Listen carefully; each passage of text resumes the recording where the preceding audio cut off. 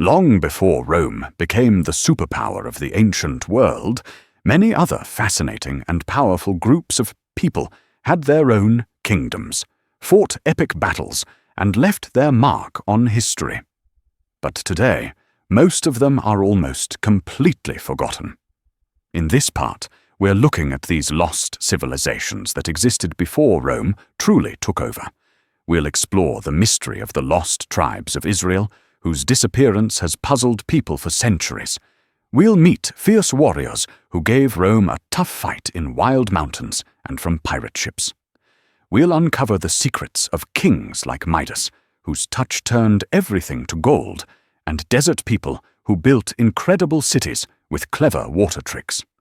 We'll also discover the magic users of Babylon, the Greek kingdoms that stretched all the way to ancient Afghanistan, the people whose language Jesus probably spoke, the tribe of the giant Goliath, the possible ancestors of the famous Spartan warriors, and even the black pharaohs who once conquered and ruled Egypt.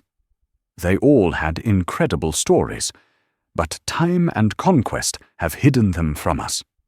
These are the forgotten peoples who shaped the world before Rome.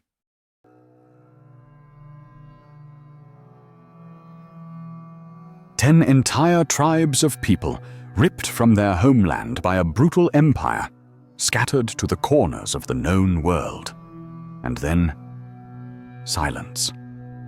For over 2,700 years, the fate of the lost tribes of Israel has captivated explorers, fueled religious fervor, and inspired countless theories, some plausible, many bordering on fantasy. Were they assimilated? Did they preserve their identity in secret? Or are their descendants still out there, perhaps hidden in plain sight? This is the enduring mystery of the 10 lost tribes. Our story begins around the start of the Iron Age, roughly 1050 BC. After the reign of King Solomon, the United Kingdom of Israel fractured.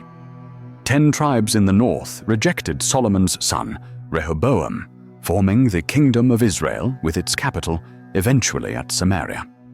The southern tribes, primarily the powerful tribe of Judah along with Benjamin, formed the Kingdom of Judah, centered around the near-impregnable fortress city of Jerusalem. For the next few centuries, these two sister kingdoms existed as typical statelets of the time, often feuding with each other and their neighbors, like the Arameans and Philistines. They were, however, completely unprepared for the storm gathering to the east. That storm was the Neo-Assyrian Empire.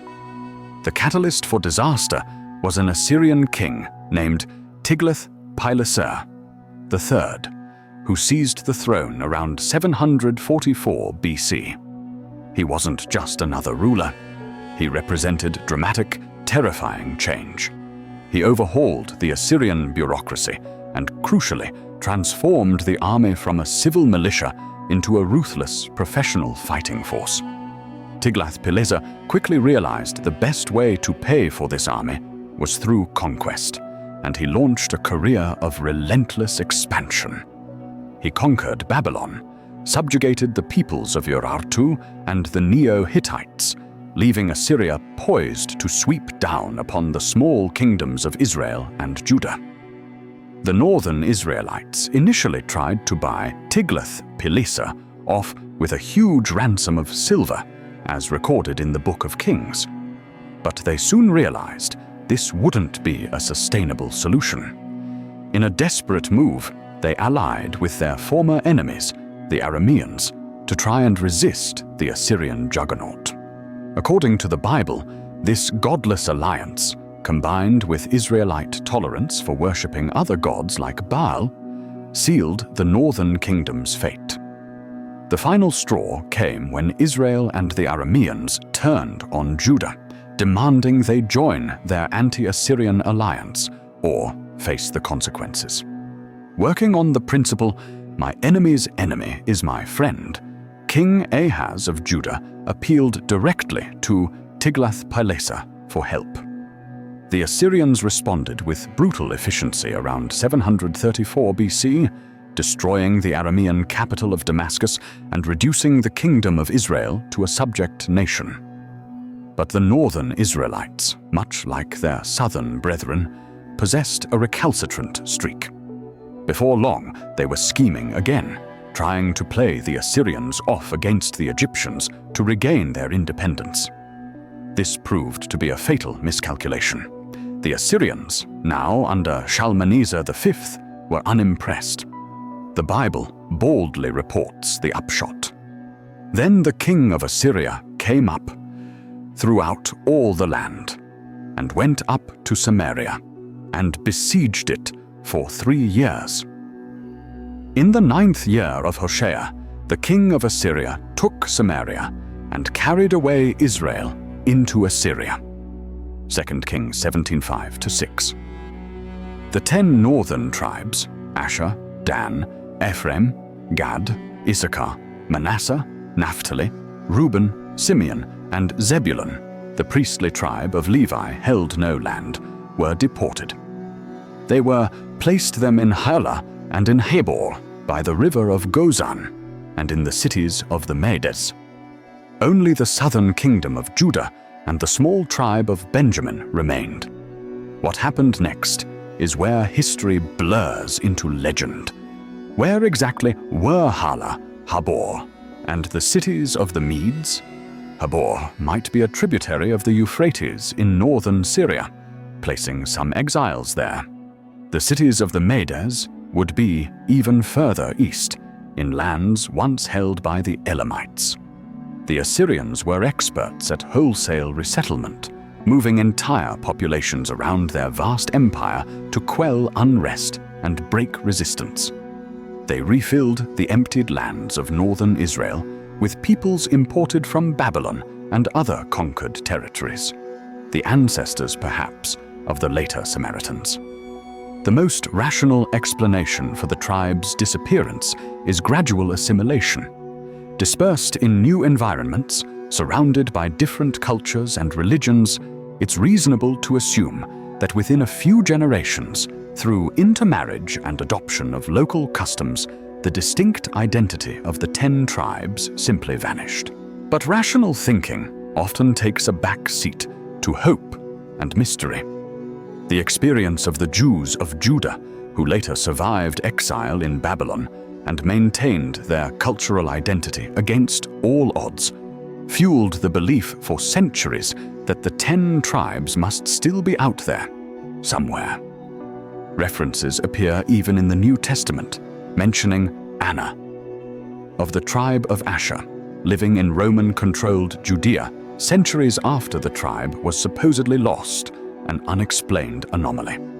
900 years later, a mysterious figure named Eldad appeared in Tunisia, claiming to be from the tribe of Dan, living near the legendary river Sambation, a river said to be impassable, 6 days a week, but calm on the Sabbath, thus cutting the tribe off from the world. Searches, both literal and imaginative, have since placed the lost tribes everywhere. Among the Pashtuns of Afghanistan, tribesmen in China, the Cherokee of North America, the Igbo Jews of Nigeria, groups in East Africa and Zimbabwe. Some even proposed, against all logic and evidence, that they became the Japanese. Modern genetic testing has largely failed to find conclusive links, disqualifying many candidate groups. Yet, the belief persists among some communities. Perhaps the most plausible, if less romantic, view is this. Considering the vast movements of a peoples, Greeks, Romans, Mongols, and countless emigrants, across the regions where the tribes were last reportedly settled, it's likely that few communities today in Europe, the Americas, and the Middle East don't include descendants of the lost tribes of Israel, even if their distinct identity has long since dissolved into the great ocean of humanity. They are lost, perhaps, not because they are hidden, but because they are everywhere.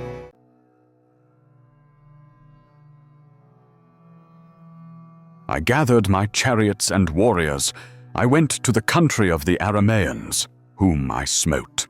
I slew their warriors and carried off their goods, their wealth. I burnt them with fire, destroyed and overthrew them. Inscription of the Assyrian king, Tiglath-Pileser I, who today has heard of the Arameans. This Assyrian king certainly knew them and saw them as enemies to be utterly destroyed.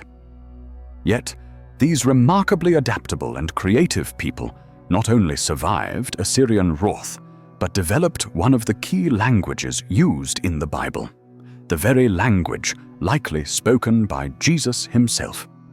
They thrived in the chaos that destroyed mighty empires spread across vast swathes of the Middle East, and incredibly, still survive in scattered communities today, thousands of years after they first appeared. How did they achieve this resilience, and why are they so often forgotten? This is the story of the Arameans.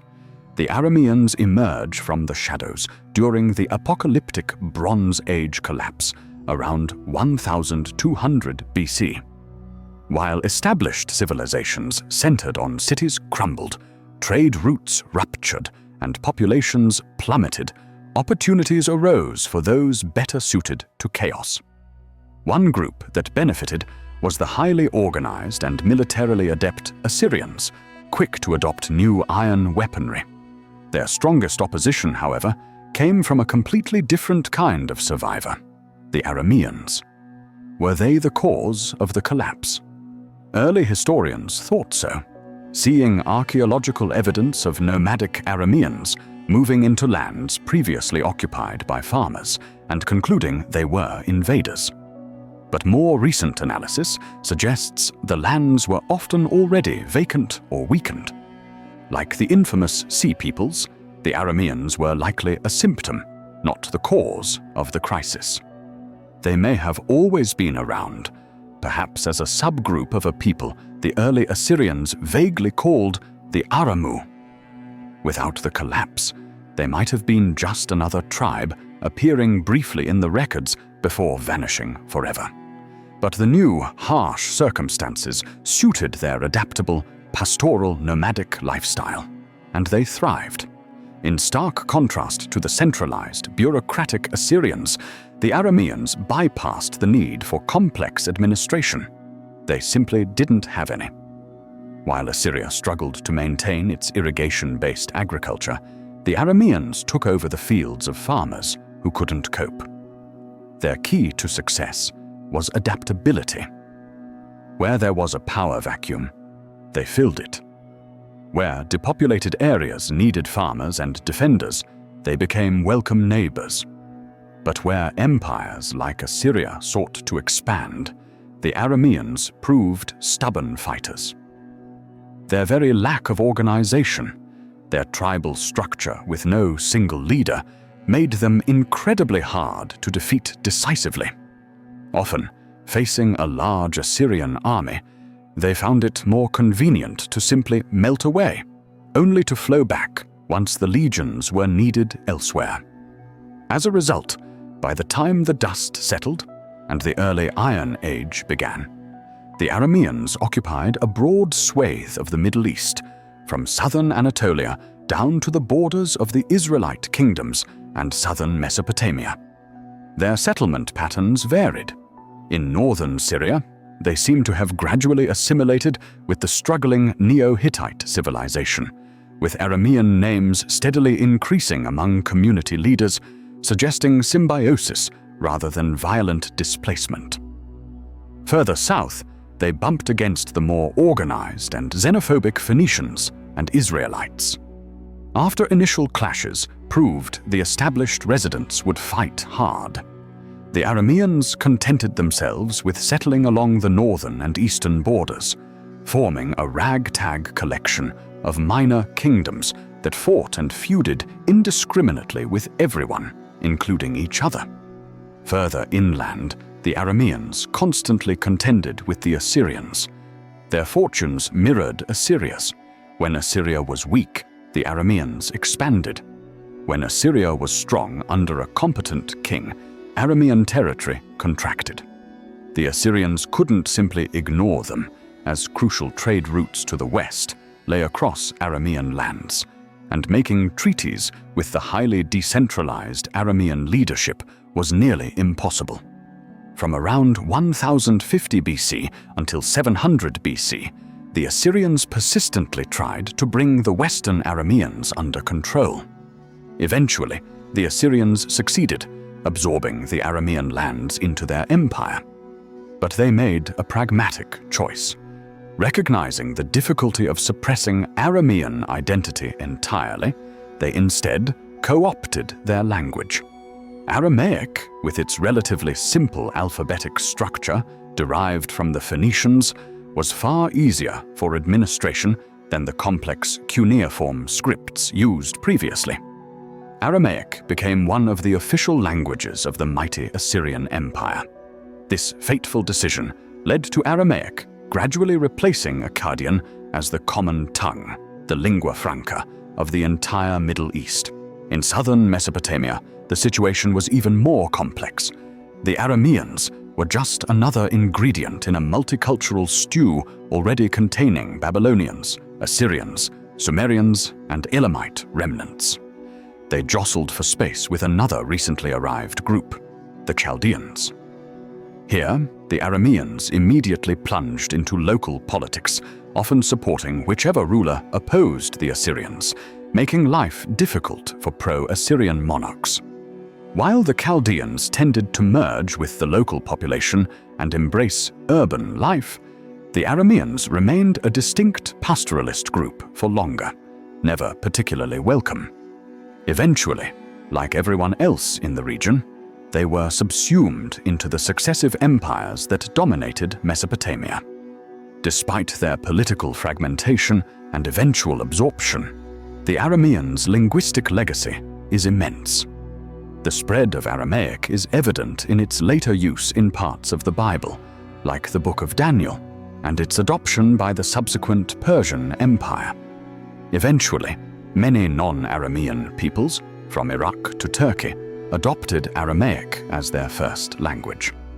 A dialect of Aramaic was spoken in Galilee during the early Roman Empire, and it is almost certain that Jesus delivered his sermons and parables in this tongue.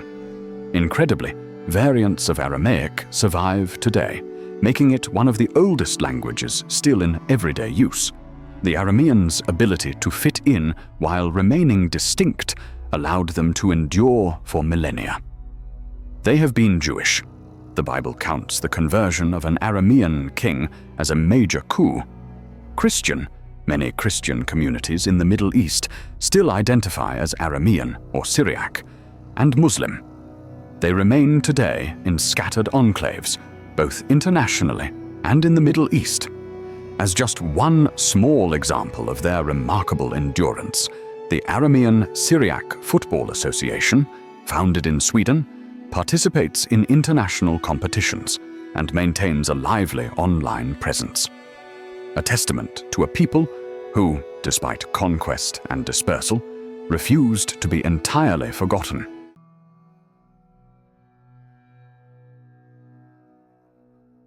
Delilah, the treacherous lover of Samson, was probably a Philistine. Goliath, the towering giant felled by a young David, certainly was. Even today, the name Philistine is often hurled as an insult, meaning an uncultured boor, someone hostile to art and intellectual pursuits. But who were the actual Philistines, the ancient Israelites' persistent enemies? Where did these enigmatic people come from? How did they earn their unfavorable reputation? And what ultimately became of them? Their story takes us into the heart of the chaotic Bronze Age collapse and leaves us with more questions than answers. As always, viewer discretion is advised. The Philistines burst onto the scene during the turbulent period around 1200 BC, a time of mass migrations and collapsing civilizations.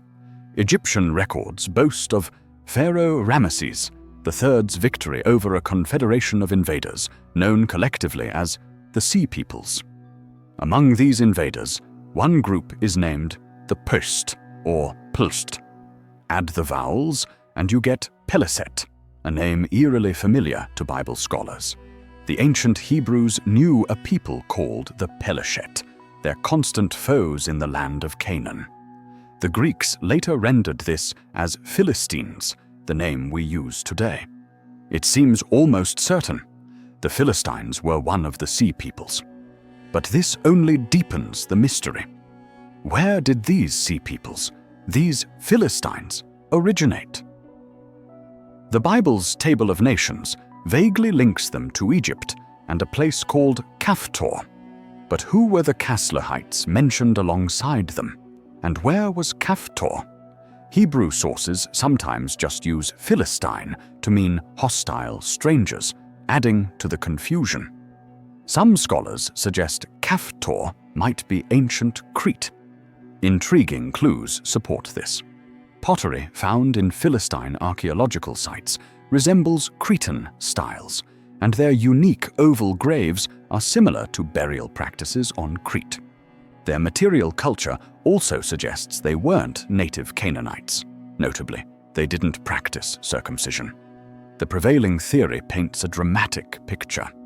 The Philistines originated in Crete, or the Aegean, were uprooted by the Bronze Age chaos, joined forces with other displaced groups, attempted to invade Egypt by Su, were violently repulsed by Ramesses III, and then ricocheted onto the coast of the Levant, settling around the ancient city of Ashkelon.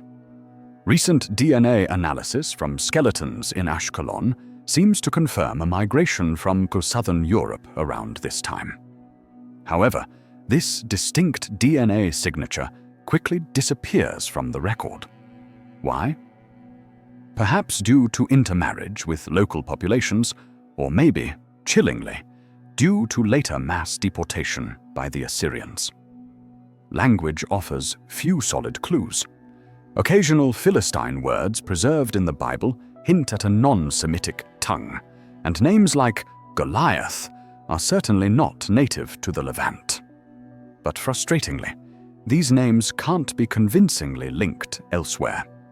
In fact, to muddy the waters further, some of the closest linguistic relatives to the few Philistine words we know come from a Neo-Hittite state, intriguingly called Palestine, seemingly contradicting the Sea Peoples theory. What we know for certain is that by the 11th century BC, the Philistines were firmly established in Canaan. Their heartland was a league of 5 major cities: Gaza, Ashkelon, Ashdod, Gath, and Ekron, known as the Philistine Pentapolis, and they immediately set about expanding. Their presence was bitterly resented by the Israelites, who had only recently established themselves and believed the Promised Land was theirs alone. For the remainder of their distinct existence, the Philistines were locked in frequent, bitter, and often inconclusive struggles with the Israelites. Having likely honed their skills during their violent Mediterranean adventures, the Philistines possessed superior military technology. Crucially, this included the relatively new methods of iron working. They produced fearsome iron swords and spears, an advantage they guarded jealously from their neighbors. The Bible explicitly states, "Now there was no smith found throughout all the land of Israel. For the Philistines said, lest the Israelites make them swords and spears." Archaeology confirms that, despite appearing comparatively illiterate by the standards of the time, the Philistines were a hierarchical and well-organized people. Their cities were ruled by commanders called Seranim, lords, and both urban and rural sites show competent arrangement. They likely never numbered more than 40,000 people, a small group surrounded by enemies, making discipline and superior weaponry essential for survival. Tragically, the Philistines left us no texts of their own. We see them almost entirely through the lens of their enemies, primarily the Bible. This makes understanding their culture, beliefs, and even the nuances of their relationship with the Israelites incredibly difficult. Was Samson's relationship with Delilah, seemingly a Philistine, indicative of closer ties than the constant warfare suggests? Was the story of David and Goliath a real event, or allegorical folklore? Some scholars even question the historical existence of David's kingdom. What is certain is that the Philistine monopoly on iron couldn't last forever. By around the 10th century BC, the Israelites had likely acquired the technology themselves, leveling the playing field. It may have been around this time that the Israelites finally overwhelmed the small Philistine statelet. However, the Philistines' defeat wasn't absolute. Soon after, the Israelite kingdom itself fractured into Israel and Judah. Consumed by their own internal warfare, the Israelites left the Philistines largely to their own devices, though never again a unified state. The 5 Philistine cities remained independent entities, holding their own in disorganized border clashes for centuries more. The final mentions of the Philistines come from the records of the empires that eventually swallowed them whole. In the late 8th century BC, Assyrian king Tiglath-Pileser III refers to them as already being Assyrian vassals. A century and a half later, the Neo-Babylonians under Nebuchadnezzar II conquered the entire region. It's uncertain if anyone living there still identified as Philistine by that time. Many may have simply merged with the local Canaanite peoples. Others, as Assyrian texts hint regarding a rebellious king of Ashkelon, may have been forcibly exiled, perhaps suffering the same fate as the lost tribes of Israel they had once fought against. Sadly for the lost Philistine people, no one has since tried nearly as hard to find them. They vanished from history. Yet echoes remain. The very name Palestine, used by the Greek historian Herodotus around 450 BC, probably derives from the Hebrew Peleshet, referring to the Philistines' coastal land. It became a controversial name when the Roman Emperor Hadrian, after crushing a Jewish revolt, allegedly renamed the province of Judea Syria Palestina to spite the Jews by invoking their ancient enemies. The grim irony resonates today as modern Palestinians and Israelis dispute ownership of the same lands. And then there's the enduring insult, Philistine. The Israelites found their culture so alien they preferred to believe they had no culture at all. Ever since, the term has described a boor, someone with no appreciation for the finer things. An unfair legacy, perhaps, as archaeological investigations continue to reveal evidence of a complex and developed Philistine civilization.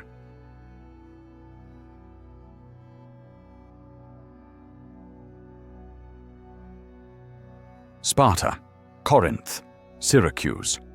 Names synonymous with ancient Greek power, warfare, and culture.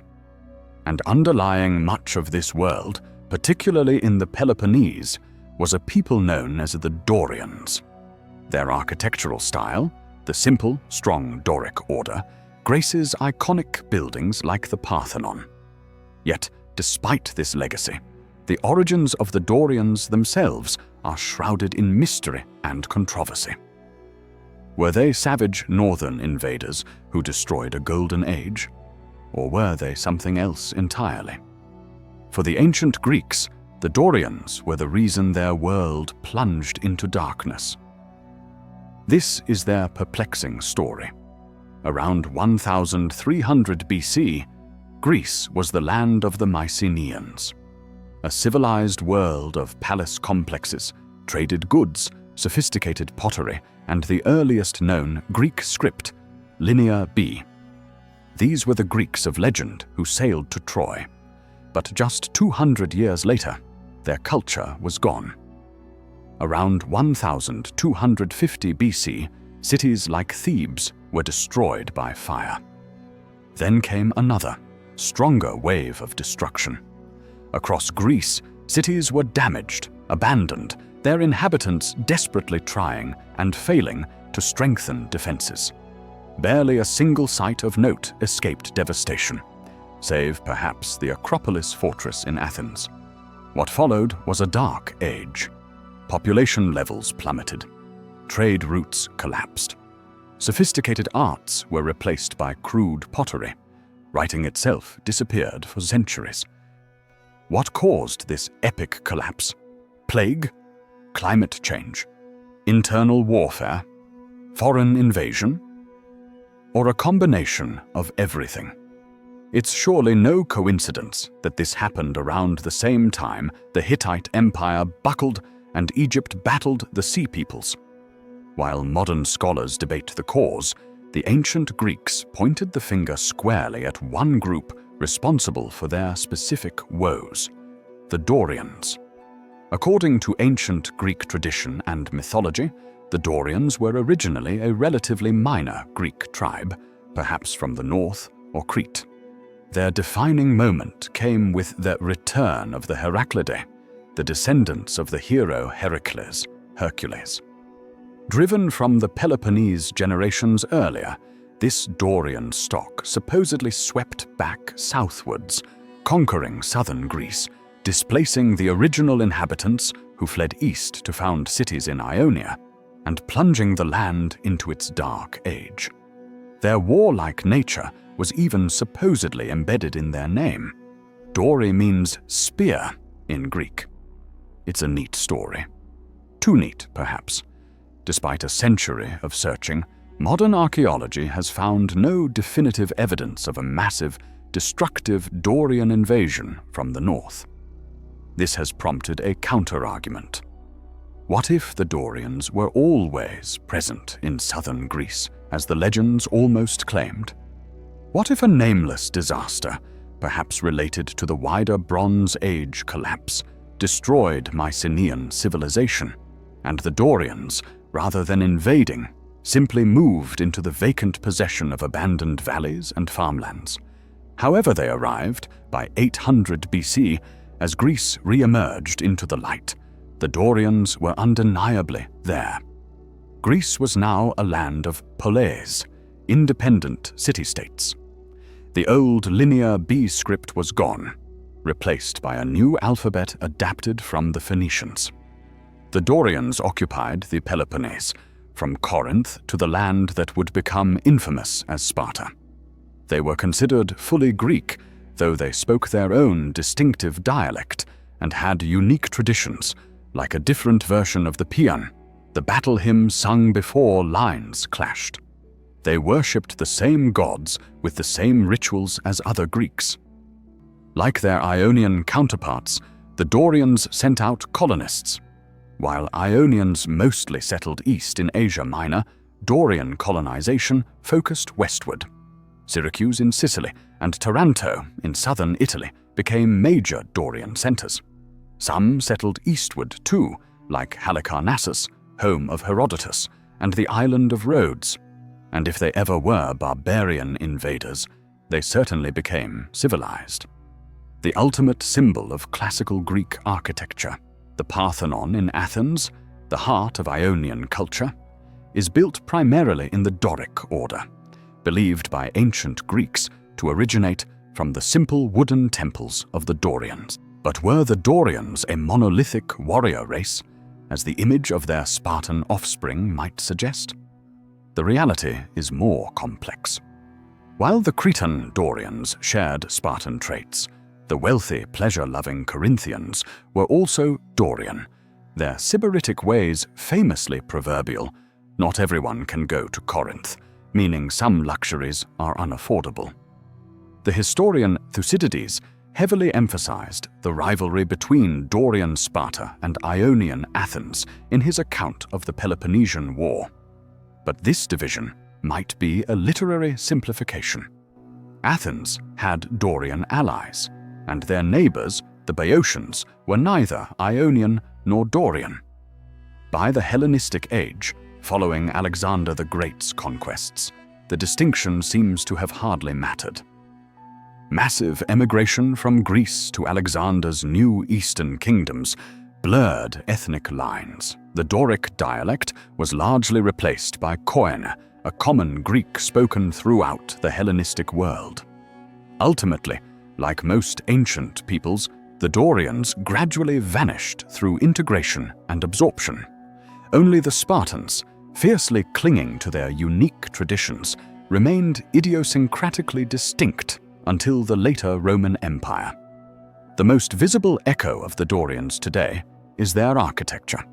The Doric order, simple, strong, unadorned, is still used to convey strength and simplicity. You can see it in the columns of the US Capitol building in Washington, D.C. When wealth or elaborate culture needs showcasing, architects tend towards the ornate Corinthian, favored by banks and museums, or the elegant Ionic.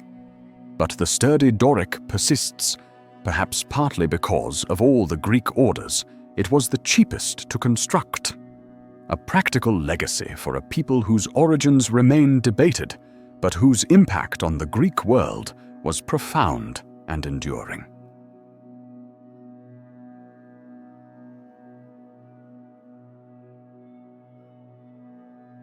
King Midas, whose touch turned everything to gold, transforming food and drink into useless, unnourishing treasure.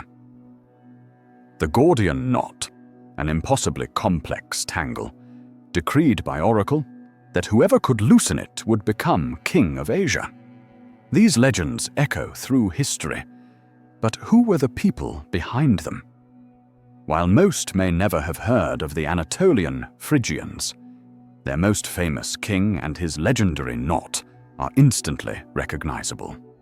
Yet the story of the Phrygians themselves is one of mysterious origins, clashing empires, remarkable endurance, and ultimate absorption. This is their tale.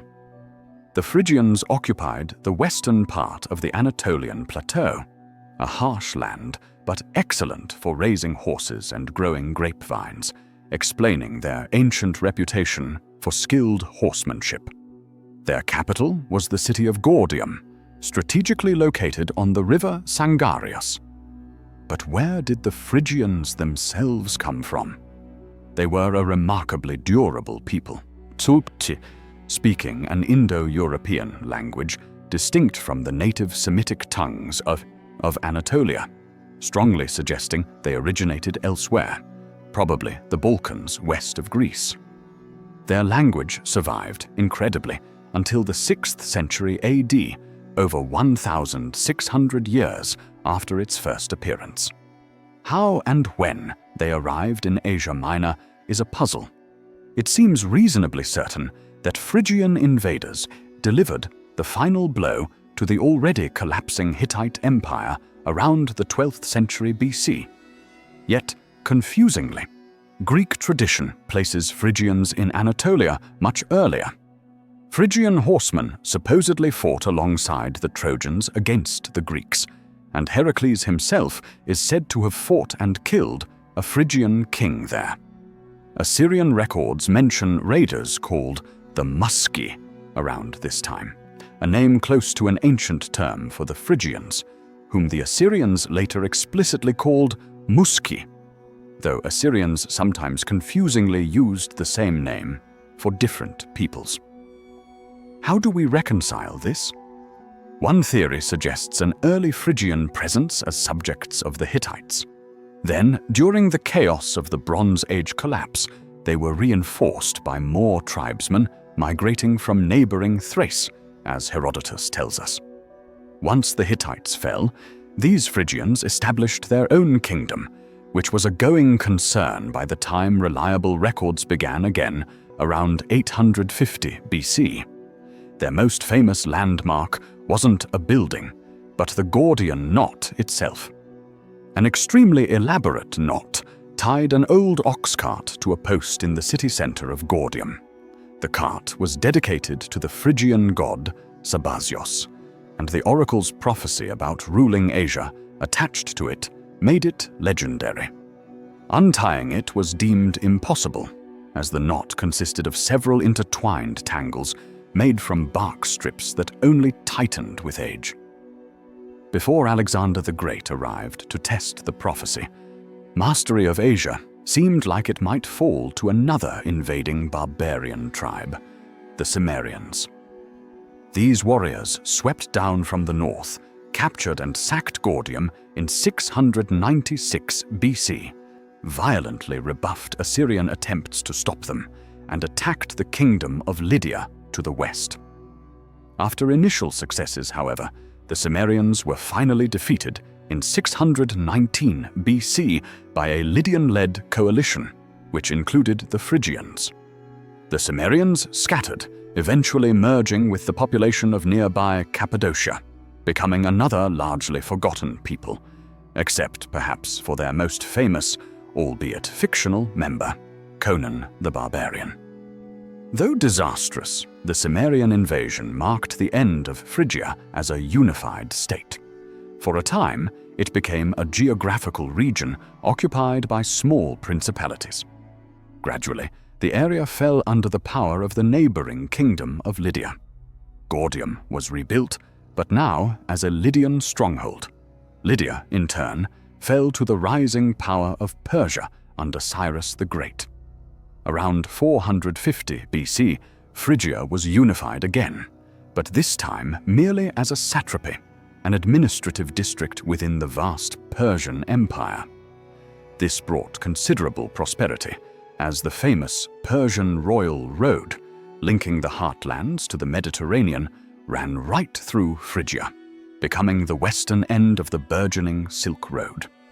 Then, in 333 BC, a new ruler arrived, Alexander the Great.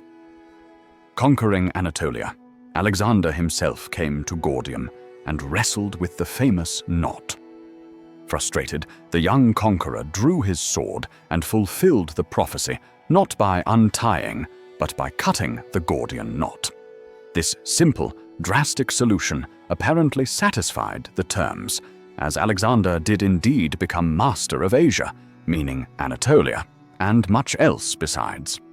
Ever since, cutting the Gordian knot has remained a metaphor for solving a complex problem with decisive, forceful action. Alexander's conquest didn't last. Soon after, another rampaging tribe, the Galatians, Gauls from Thrace, arrived and did to the Phrygians much of what the Phrygians had done to the Hittites. The Galatians destroyed Gordium again and founded their own capital nearby at Ancyra, modern Ankara. Phrygia briefly came under the tenuous sovereignty of the Greek city of Pergamon, which was then surrendered to the Romans in 133 BC. Through all these changes, Lydian, Persian, Greek, Galatian, Roman overlordship, the Phrygians seem to have quietly persisted as a distinct people, with their own language, culture, and religion. Under Rome, their language adopted Greek letters. Their principal god, Sabazios, became identified with the Roman Jupiter. Even more successfully, the Phrygian god Attis, and especially the ancient Anatolian mother goddess Cybele, worshipped for perhaps 5,000 years before, found their way into the Roman pantheon. Cybele, welcomed enthusiastically as Magna Mater, the Great Mother, was even credited by the Romans with helping them defeat Hannibal. Phrygians were present in Judea to hear the apostles speak in tongues, Acts 2:10. Phrygia peacefully became an administrative unit of the Byzantine Empire. It even hosted an unruly horde of Visigoths settled there by Emperor Theodosius in AD 399, joining thousands of Jews deported there centuries earlier. Remarkably, Phrygian language and culture endured. Socrates of Constantinople wrote of a 5th century bishop who was half Visigoth, half Phrygian, and could preach in both languages. Only with the Ottoman conquest of Anatolia in the 15th century did Phrygia finally disappear as an administrative unit. Thereafter, the Phrygians, having witnessed the passage of Lydians, Persians, Greeks, Galatians, Romans, and Byzantines, themselves stepped reluctantly from the stage of history. What is their lasting echo? The Midas touch remains a symbol of effortless wealth, often with unforeseen consequences. The Gordian knot stands for intractable problems, demanding bold solutions. And perhaps most surprisingly, the soft, brimless felt cap, traditionally associated with the Phrygians, became, through confusion with the cap worn by freed Roman slaves, a potent symbol of freedom during the French Revolution. This liberty cap spread to the United States, appearing on early state emblems, coins, and even the seal of the US Senate. A strange and unexpected legacy for the people of King Midas, far away in the heart of ancient Anatolia.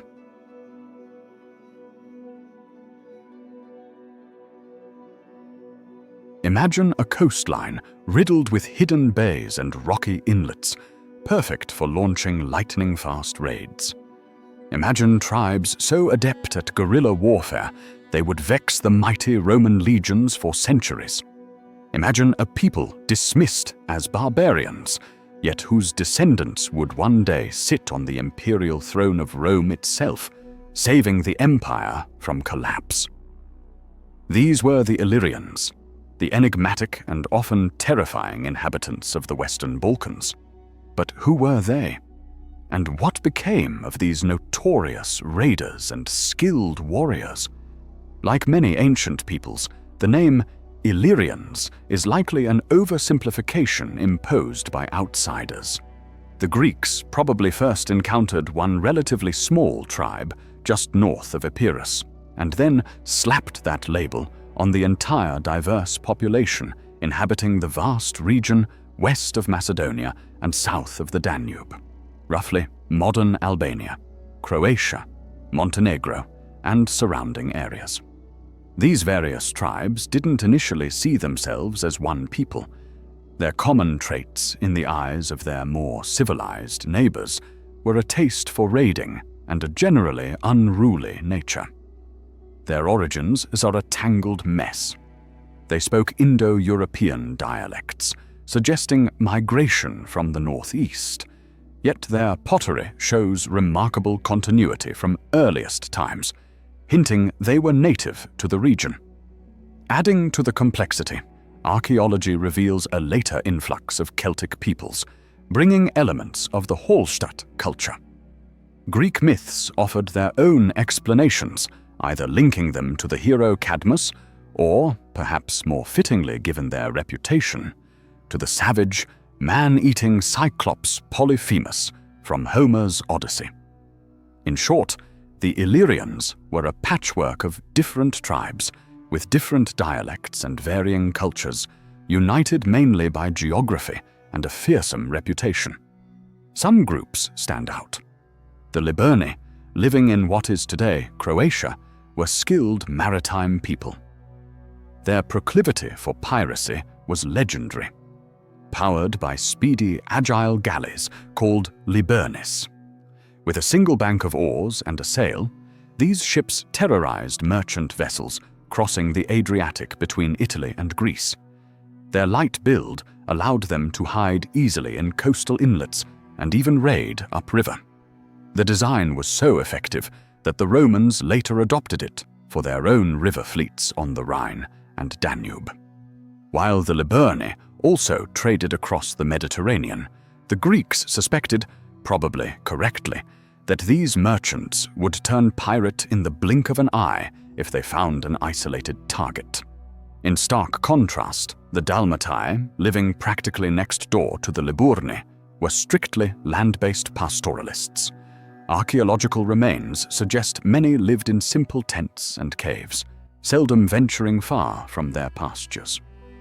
While the Liburni were relatively sophisticated traders, the Dalmatai seemed to embody the barbarian stereotype even to other Illyrians, an uncultured, primitive people prone to savage tribal violence. Further north were the loosely affiliated Pannonians, largely illiterate farmers and raiders, more exposed to Celtic influence than their coastal cousins. For centuries, The main interaction between Illyrians and the Greek world involved Illyrian raids. They became adept at watching the movements of the Macedonian army. Its absence on campaign elsewhere was the signal for another plundering expedition south. It wasn't until the mid-3rd century BC that the Illyrians began to act, briefly, as a somewhat unified people. A leader named Agron, based in modern Montenegro, united several tribes into a common kingdom. Breaking with tradition, he allied with Macedon, enthusiastically joining their attacks on southwestern Greece. This newfound unity, however, finally gave their exasperated neighbors a substantial target. After Agron's death in 231 BC, his widow, Queen Teuta, expanded Illyrian maritime raids as far as Corcyra, modern Corfu, a vital island on the crossing to Italy. This threat to trade was too much for the rising power across the Adriatic, Rome. In 229 BC, Rome launched its first military expedition east of Italy, beginning the long and bloody Illyrian Wars. The Romans, despite conquering Macedon, Greece, and Asia Minor over the following centuries, found the Illyrians incredibly difficult to subdue. The rugged, mountainous terrain was perfect for guerrilla warfare, at which the decentralized Illyrian tribes proved exceptionally adept. Ironically, it was the relentless pressure from Rome that finally united the Illyrians. In 6 AD-E, in seemingly perfect harmony, tribes across the region, Dalmatai, Liburni, Pannonians, and others, rose up in a massive rebellion. It took the future emperor Tiberius 4 years and 5 legions to brutally crush the revolt. The region became the Roman province of Illyricum, later divided into Pannonia and Dalmatia. Over the centuries that followed, the Illyrians gradually became Romanized. And here lies one of history's great twists. During the chaotic 3rd century AD, when the Roman Empire seemed on the verge of collapse under barbarian raids, it was a series of Illyrian emperors, men of Pannonian or Illyrian stock like Claudius Gothicus, Aurelian, and Diocletian, who stabilized the empire and brought the crisis largely to an end. Later, the great Byzantine Emperor Justinian I, who dreamed of restoring Rome's lost western territories, was also an Illyrian. The supposed barbarians had saved and then sought to rebuild the empire. By the time of Justinian, the Illyrians were fully Romanized. It's doubtful they appreciated the irony when their final destruction came not from Rome, but from new waves of Slavonic barbarian raiders pouring into the Balkans. Around the 7th century AD, the Illyrian people, as a distinct culture, vanished from history. But echoes remain. The energetic, loyal, yet sometimes hostile Dalmatian dog breed likely descends from the pastoral dogs kept by the Dalmatai tribe. And today, modern Albanians have a somewhat romanticized view of the Illyrians as part of their national identity, linking their name to the ancient Albona tribe and the Italian word for dawn, alba. Perhaps because Albania is the land from which Italy sees the sun rise. A faint dawn indeed, for a people once known as the fierce pirates of the Adriatic.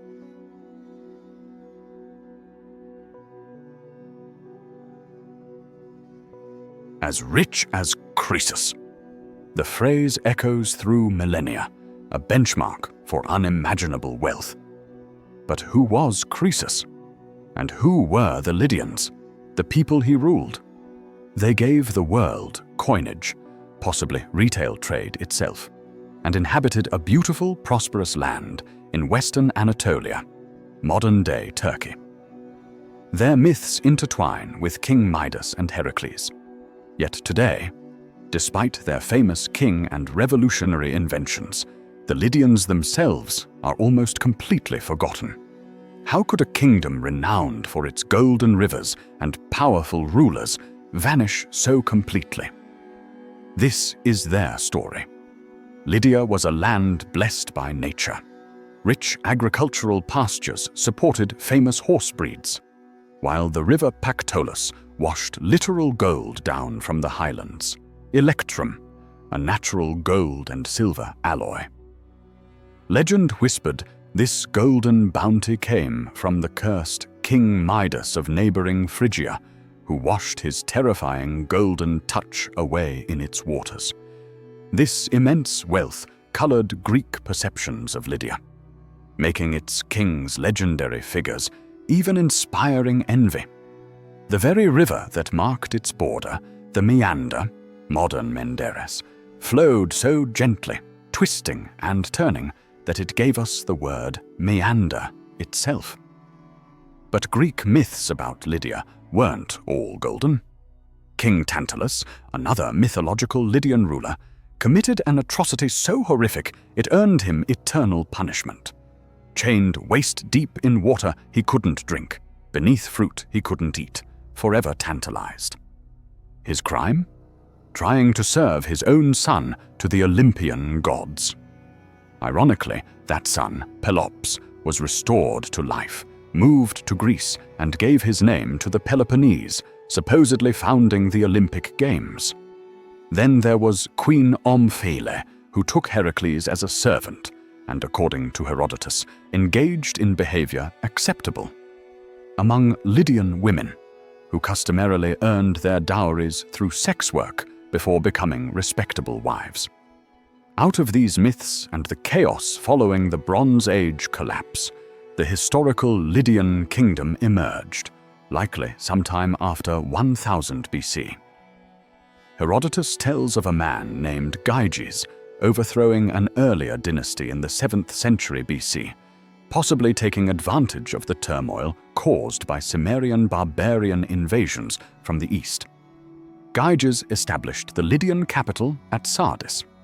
Greek stories even tell of Gyges finding a magical golden ring that made him invisible, a tale with remarkable parallels to later fantasy literature. Under Gyges and his successors, the Lydians flourished. Their state was well situated to profit from trade between Europe and the Middle East, and their leatherwork and textiles were renowned. But their most significant contribution was the invention of coinage around the 7th century BC. These first coins were essentially nuggets of electrum stamped with a lion's head, an official mark guaranteeing a standard weight. Initially, perhaps just a simple way to pay the army, coinage was a concept whose time had come, rapidly spreading to other nations. The peak of Lydian power came under its last, fabulously wealthy king, Croesus, who reigned from 560 to 546 BC. Lydia was now a major power, closely tied to the Greek world through trade and warfare, having forcibly incorporated several Greek cities in Asia Minor into its expanding kingdom, which reached as far east as the river Halys.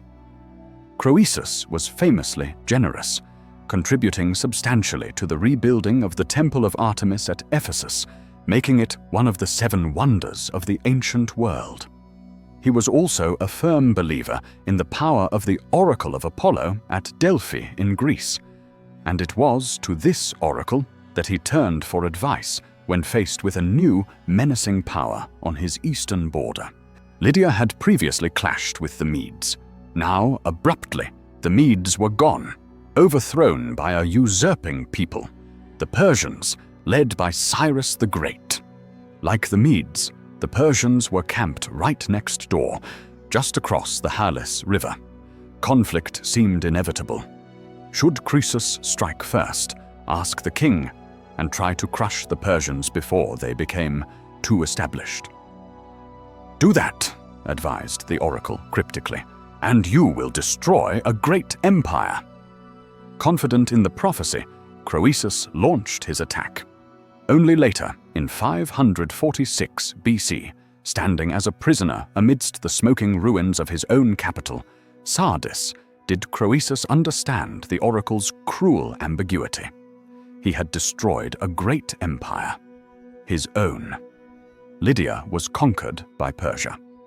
What became of the Lydians? Some Greeks theorized that, unable to accept Persian rule, some Lydians emigrated to Italy and became the Etruscans. Both peoples did possess puzzling languages, but inscriptions show Lydian and Etruscan were wildly different. And genetic evidence points to native Italic ancestry for the Tuscans. This romantic theory is now largely discredited. Lydia itself survived as a province: Persian, Hellenistic, Roman, Byzantine. But the distinctive Lydian culture and language had largely disappeared well before the Roman era. Like modern girls, sometimes named Lydia, the province retained the name, but the original people had vanished. The Lydians gave us coinage, the word meander, maybe even the Olympic Games through the myth of Pelops. Their king's name is shorthand for immense wealth. Yet the kingdom itself, undone by hubris and a misunderstood prophecy, serves as a stark reminder of how even the wealthiest and most innovative empires can fade into forgotten history. Colonization in the ancient world. We usually picture violent conquest, brutal exploitation, and the massacre of native peoples. But what if it wasn't always like that? What if the original inhabitants cautiously welcomed newcomers, weren't overly oppressed, and eventually, peacefully, blended cultures until they became one and the same? This seems to be the remarkably unusual story of the Sicels, the people who gave their name to Sicily, yet whose own origins and ultimate fate are wrapped in the mists of ancient migrations. Where did the Sicels come from? It seems certain they weren't the first people on the island.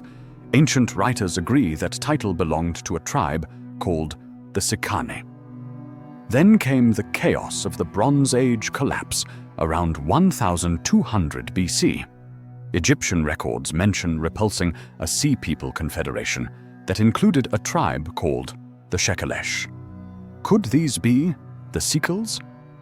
Later tradition suggests these Shekelesh rebounded from Egypt, settled in southern Italy, adopted local Italic ways and language, and then, around 1000 BC, crossed the strait into Sicily en masse, making their new home there.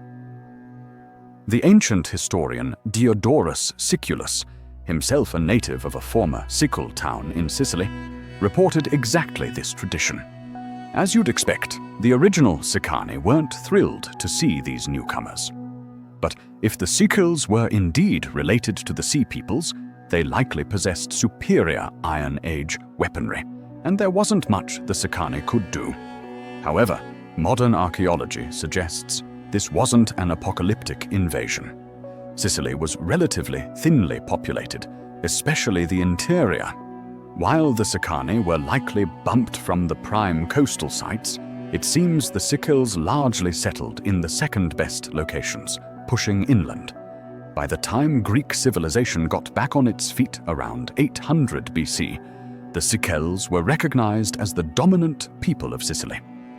Even the poet Homer mentions Odysseus having a Sicel servant woman back home before the Trojan War, hinting at early connections across the sea. The classical Greeks certainly saw Sicily as part of their world, albeit a wild, romantic, distant one, the place where Hades himself abducted Persephone. But the Sicels soon had other company. Phoenicians, settling from Carthage in the west, came into often violent contact, though sadly, few details of these interactions survive.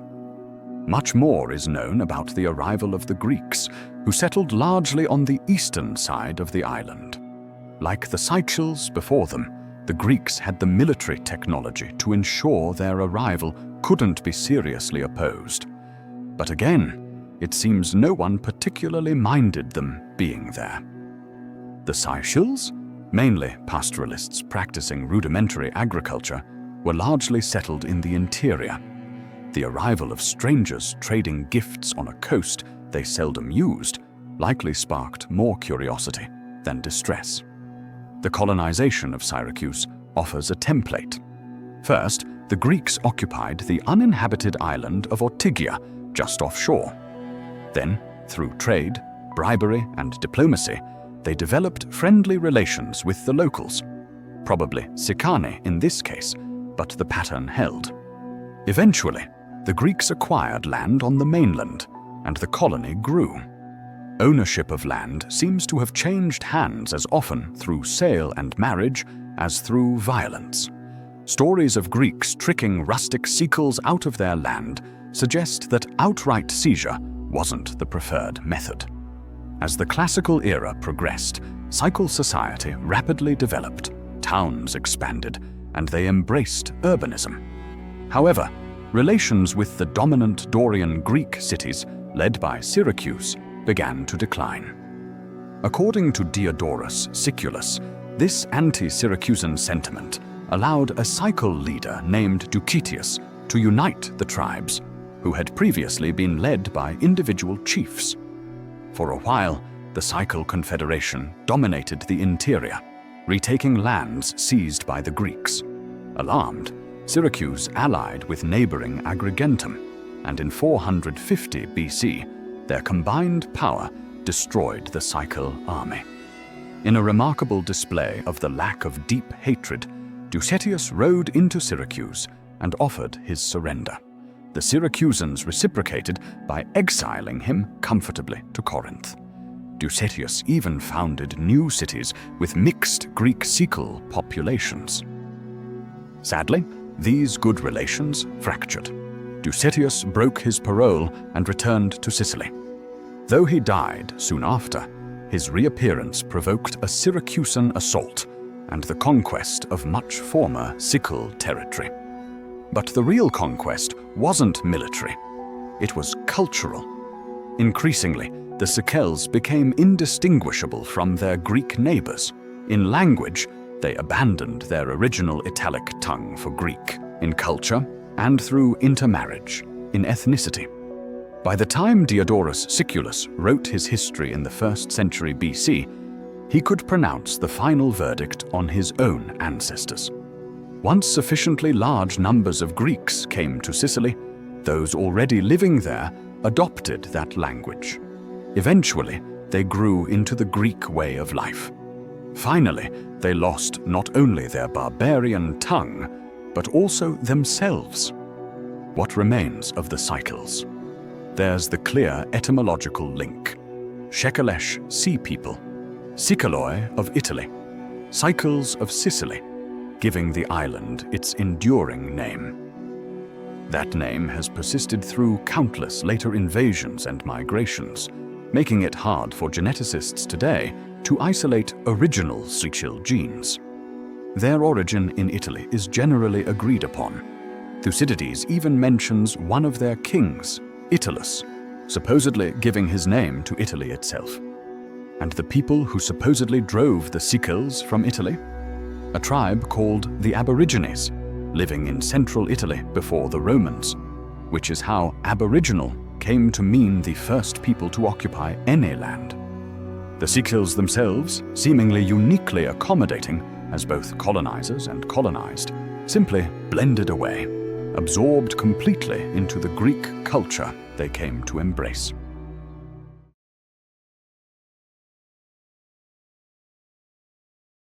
Behold, there stood before the river a ram which had 2 horns, and the 2 horns were high, but one was higher than the other, and the higher came up last.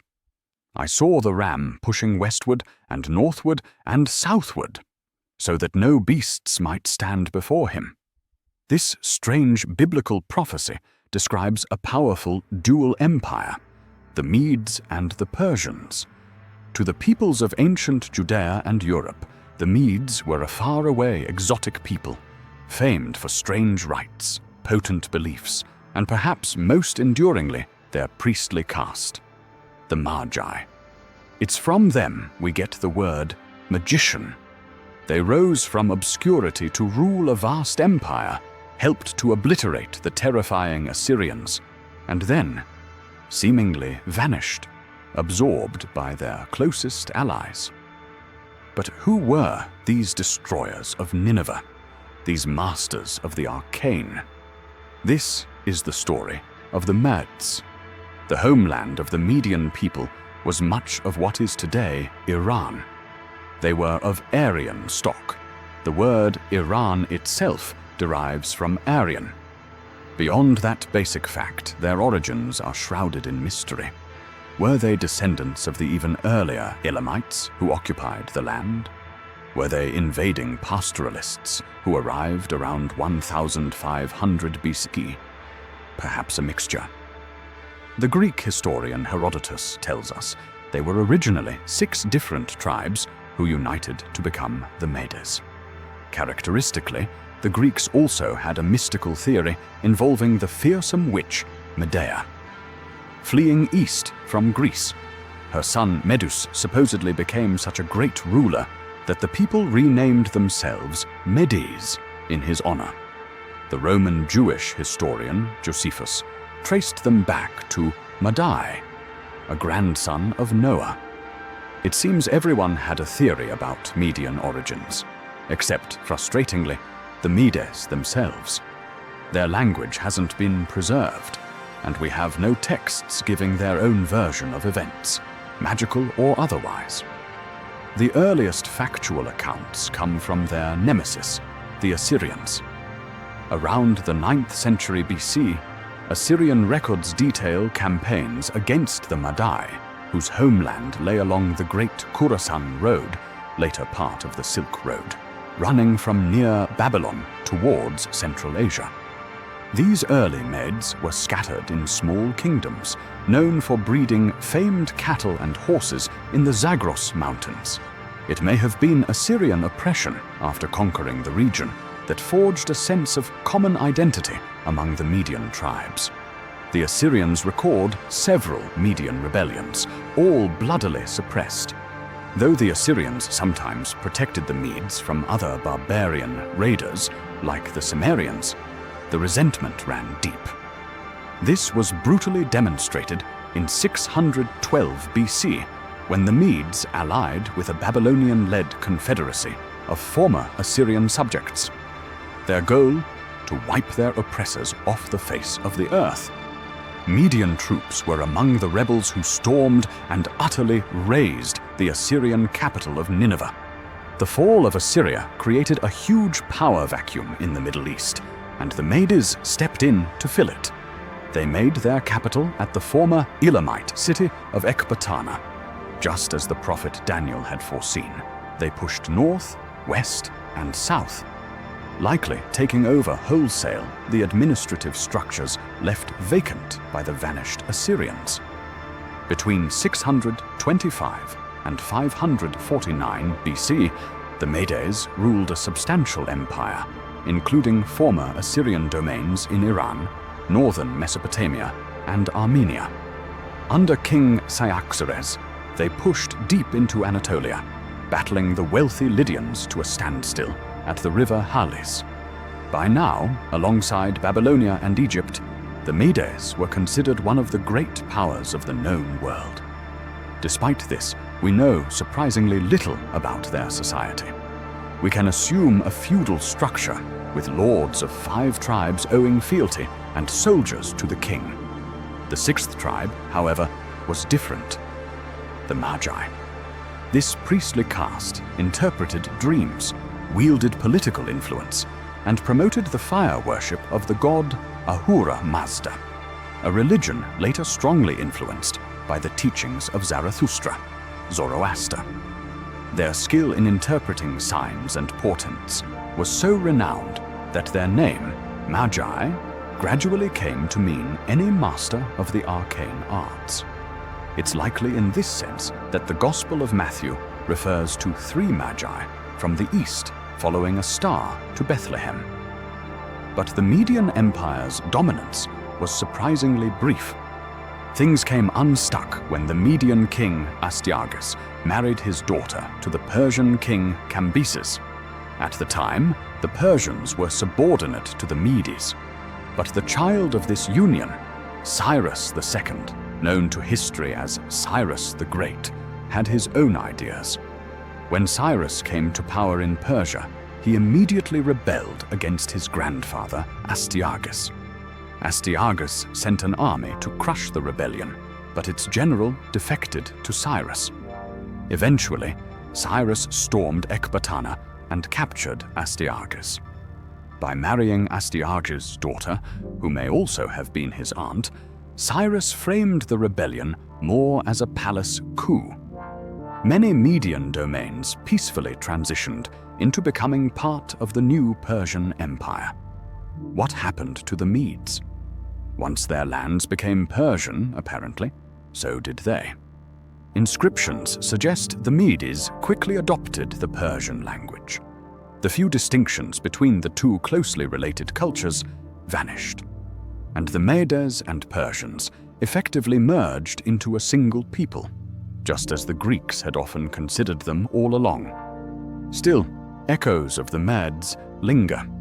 The phrase, "the law of the Medes and Persians," still refers to something unalterable, a testament to the perceived stability based on law rather than just bureaucratic whims of their joint empire. The Median word magush, to wield power, via the Magi and ancient Greek magika, mutated into our modern word magic. And a controversial question persists. Do the Medes remain as a distinct people today, namely the Kurds? Genetic testing is inconclusive, as we lack Median samples, and the issue has become deeply entangled in modern regional politics. The Medes, once a great power that shaped the ancient world, remain shrouded in mystery, their legacy powerful yet elusive.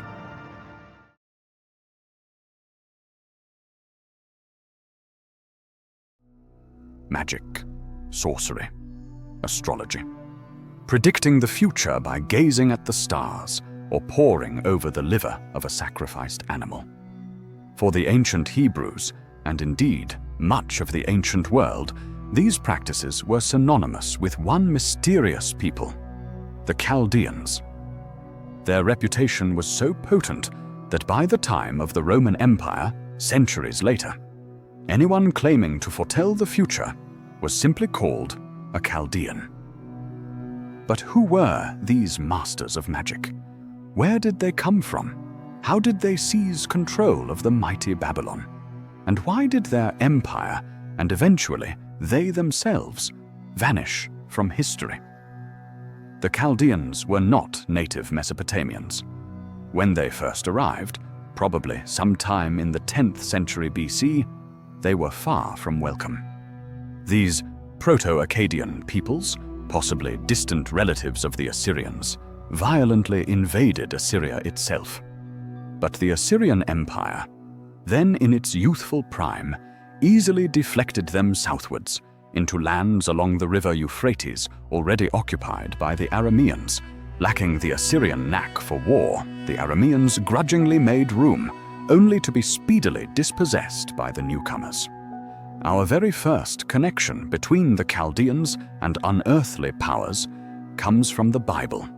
Abraham, father of Hebrew, Christian, and Muslim faiths, is said to have left the city of Ur in the land of the Chaldeans to seek his fortune in Canaan.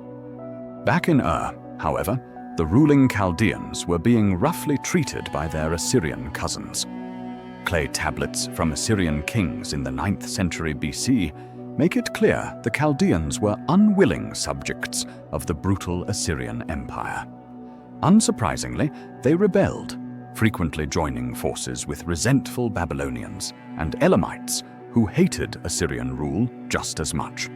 Each time, the Assyrians bloodily suppressed the revolts. But an explosive resentment was building across the empire. The breaking point came in 626 BC. Weakened by massive civil wars, the Assyrian Empire faltered. A minor Chaldean king named Nabopolassar seized the opportunity, wresting control of Babylon. The subject peoples of Assyria, tired of endless war and brutal demands, rallied around him. Chaldeans, Medes, Persians, even barbarian Scythians and Cimmerians, formed a coalition bent on the total extermination of Assyria. They were terrifyingly successful. By the time Nabopolassar died in 605 BC, the Assyrian capital of Nineveh was a smoking ruin, and the Assyrians themselves were extinct. Nabopolassar and his Chaldeans had leveraged control of Babylon into an empire of their own, the Neo-Babylonian Empire. It was during this time that the Chaldean rulers immersed themselves in Babylon's ancient, detailed studies of astronomy and astrology. From the Babylonians, largely under Chaldean influence, we inherit both the 12 signs of the zodiac and the 60-minute hour, based on their sexagesimal, base 60, system for calculations. Modern archaeology confirms the Chaldean preoccupation with magic.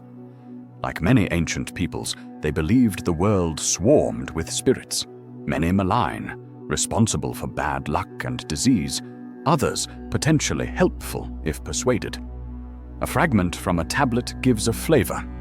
May the wicked demon depart. May they seize another. The propitious demon, may they penetrate into his body.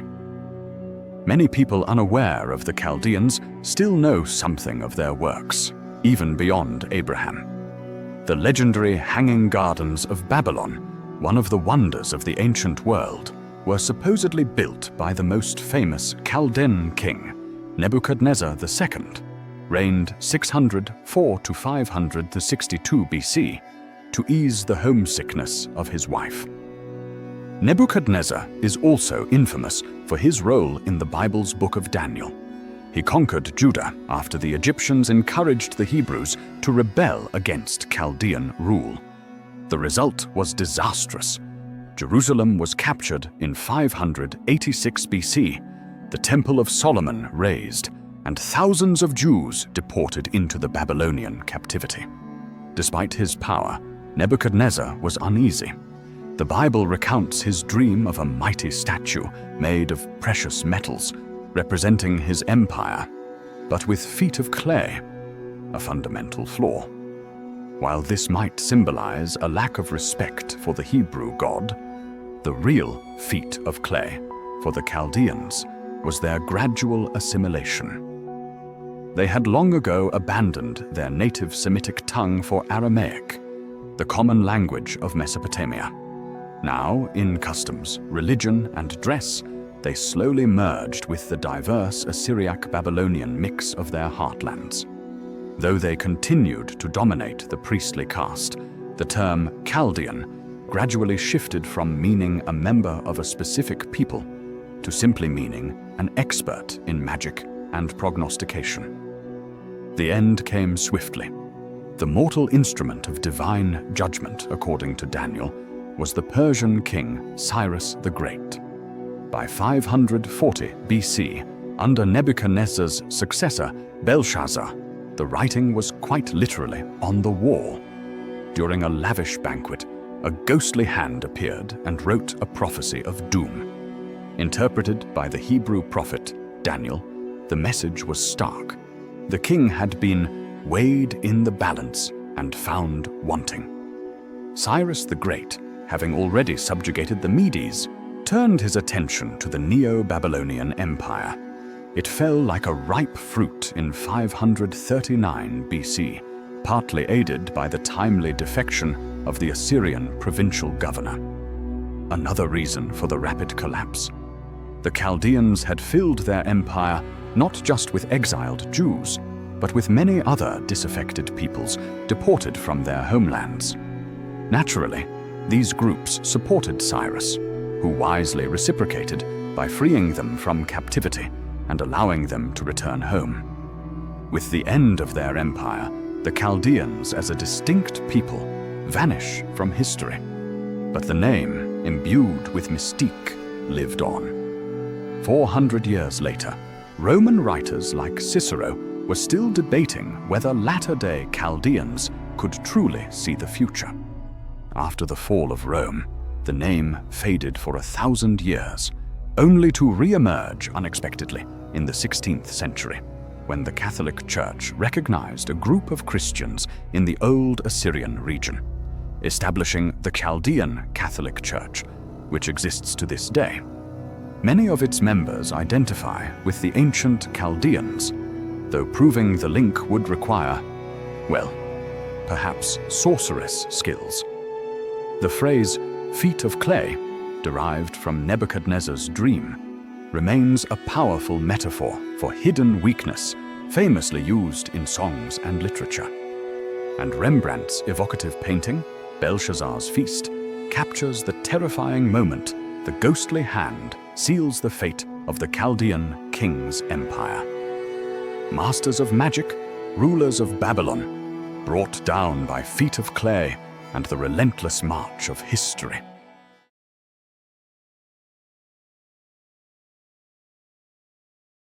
Tall, handsome warriors ruled by the strongest giant among them. A kingdom rich in gold, controlling trade routes deep into Africa. A civilization with hundreds of steep-sided pyramids rising from the sands. A power that conquered Egypt and installed its own pharaohs on the throne. This was the kingdom of Kush, Egypt's southern neighbor in the land called Nubia. For centuries, their history was seen merely as an appendix to Egyptology. But recent decades have revealed Kush as a major civilization in its own right, with a long, complex, and often dominant relationship with Egypt. Yet much about them remains shrouded in mystery. This is the story of the Kushites. The Kushite kingdom evolved in Nubia, the region south of Egypt, probably deriving its name from Nub, the Egyptian word for gold. The Egyptians also called it Ta-Seti, the land of bowmen, having learned the hard way that the locals were expert archers. This was an incredibly ancient culture, with unified kingdoms potentially forming as early as 3000 BC, possibly even before Egypt unified, perhaps forcing the Egyptians to unite against the growing threat from the south. For millennia, the fates of Kush and Egypt were intertwined, with power shifting back and forth. When Egypt threw out the Hyksos invaders in the mid-2nd millennium BC, it became an expansionist power, marching south into Nubia, destroying the earlier Nubian kingdom of Kerma. For several centuries, northern Nubia was an Egyptian province. The cultures mingled significantly, but Egyptian records also mention numerous rebellions, suggesting the Nubians weren't entirely content with Egyptian rule. Then, by the 10th century BC, Egypt was in trouble. Exhausted and bankrupted by successive battles against the Sea Peoples, Egyptian power in the south waned. Local Kushite aristocrats seized the opportunity, establishing an independent kingdom based at the city-state of Napata, on the Nile in what is today Sudan. Egypt, meanwhile, faced a new, dangerous enemy: the resurgent Assyrian Empire expanding through the Levant. As Egypt focused northwards, Kush saw its chance. A series of warrior Kushite kings pushed their borders steadily northwards, past the traditional boundary at Elephantine, towards the ancient Egyptian capital of Thebes. By 728 BC, Egypt itself had fractured under military and economic pressure, with multiple pharaohs claiming rule over different parts. While they squabbled, a Kushite king named Pai decisively settled the argument by conquering the entire country. For the first time, Egypt and Nubia were united, but under Kushite rule. Pai and his successors became the 25th dynasty of Egyptian pharaohs, ruling a vast kingdom stretching almost 2,500 kilometers from Gaza in the Levant down to the fabled Kushite city of Meroe, deep in modern Sudan. These black pharaohs got off to an energetic start, striving for control of the Levant and even assisting the Hebrews against the Assyrians. It's a stark reminder that while classical history often focuses on Greece and early Rome, powerful empires were clashing elsewhere, people from Sudan fighting people from Iran for control of Syria. But this imperial overreach stretched Kushite resources too thin. They couldn't hold the Levant and eventually lost northern Egypt to the Assyrians, who installed a puppet government. The last Kushite pharaoh, Tantamani, made a spirited attempt to regain Egypt, but failed. By 650 BC, the Kushite kingdom was once again based solely south of Egypt, back at Napata. The Egyptians weren't forgiving. They pursued the retreating Kushites, attacking and sacking Napata. Chastened, the Kushites decided their northern neighbors were too powerful and retreated further south after 590 BC, making their new primary capital at the city of Meroe. Meroe became the vibrant heart of later Kushite civilization, a nexus channeling gold, ivory, and slaves northwards. The Greek historian Herodotus described it almost as a utopia, where people lived to be 100 years old. Excavations have revealed a well-urbanized city, though today it lies in ruins, home to over 200 substantial, steep-sided, Nubian-style pyramids, more pyramids than in Egypt itself. Despite these impressive remains, much of Kushite culture is lost. We struggle to decipher the Meroitic language, leaving huge gaps in our understanding of their administration and society. Even in retreat, Kush remained a significant power.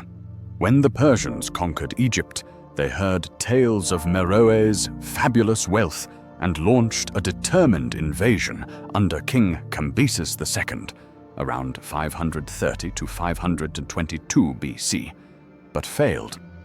Later, when the Romans conquered Egypt, they too ventured south in the 1st century BC. They found Napata ruled by a warrior queen named Candace, a name perhaps simply meaning queen. The Roman general Petronius sacked Napata, but was taken aback by the fierce Kushite counterattacks.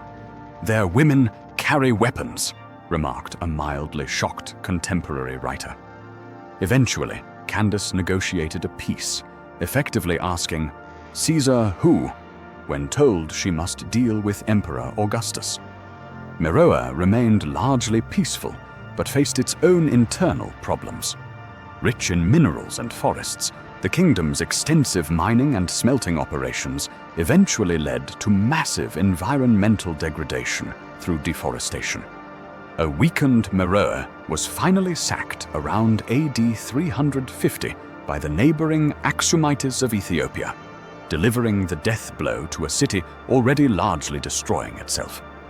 The Kushite civilization faded, its people dispersing or being absorbed. What echoes remain?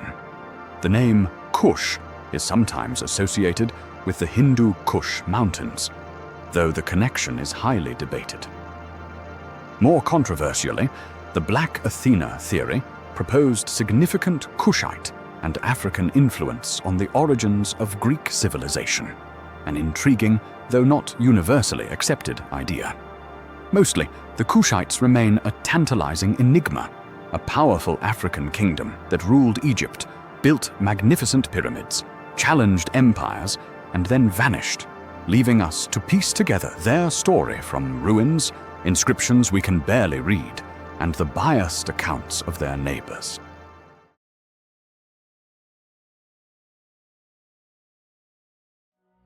Imagine a thriving Greek kingdom, complete with cities, temples, and rulers, nestled not in the Mediterranean, but deep in the heart of ancient Afghanistan, over 5,000 kilometers, 3,100 miles from Athens.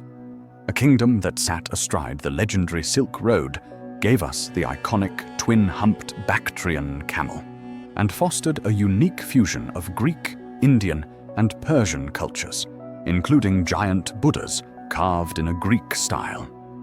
Yet, this powerful and dynamic state, born from Alexander the Great's conquests, lasted for centuries before crumbling under pressure from nomadic invaders, leaving behind only faint echoes and destroyed monuments. This is the story of the Bactrians. The history of Greeks in Afghanistan began dramatically in 329 BC. Alexander the Great, pursuing Bessus, the last claimant to the defeated Persian throne and the satrap, governor, of Bactria, conquered the region. This made Alexander master of the easternmost parts of the former Persian Empire. But the Bactrians, followers of the native prophet Zarathustra, Zoroaster, didn't become Greek subjects easily. A major point of conflict was burial practices. The Zoroastrian Bactrians considered fire and earth sacred, appalled by the Greek custom of burning or burying corpses. Instead, they left their dead exposed to be devoured by scavengers, a practice that equally shocked the Greeks. A lively rebellion erupted. The ever-pragmatic Alexander realized he needed to compromise to avoid permanent insurrection. The solution involved Alexander himself marrying Roxana, a native princess from neighboring Sogdiana.